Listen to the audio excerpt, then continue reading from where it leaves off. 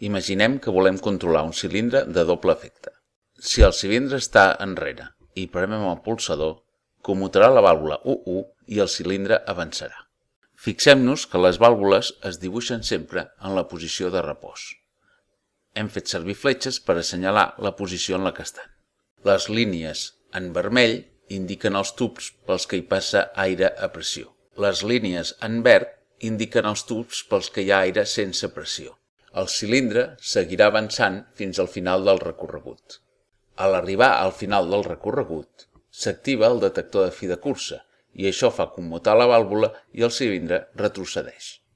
El cilindre seguirà retrocedint fins al final del seu recorregut.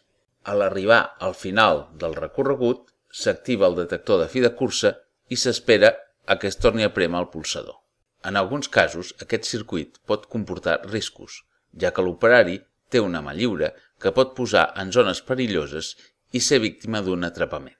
Per evitar riscos, es posen dos pulsadors de marxa, de manera que s'hagin de prémer tots dos perquè el cilindre avanci, i prou separats per tal que cada un s'hagi de prémer amb una mà diferent.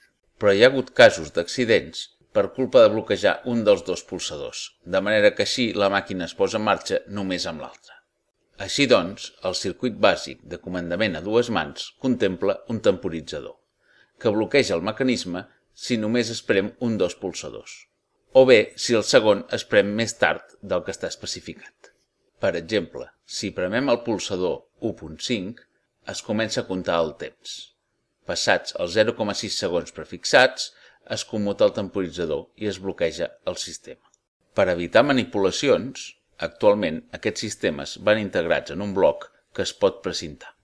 Amb aquest vídeo s'ha volgut explicar el funcionament bàsic d'un circuit pneumàtic senzill i freqüent, però no s'ha pretès explicar tots els condicionants de seguretat que poden aparèixer en el disseny d'una màquina. Per assegurar-se que una màquina és segura, un dissenyador expert ha d'analitzar-la i seguir les indicacions de les normes vigents. L'autor del vídeo no assumeix cap responsabilitat sobre el disseny de cap màquina ni sobre les conseqüències del seu ús.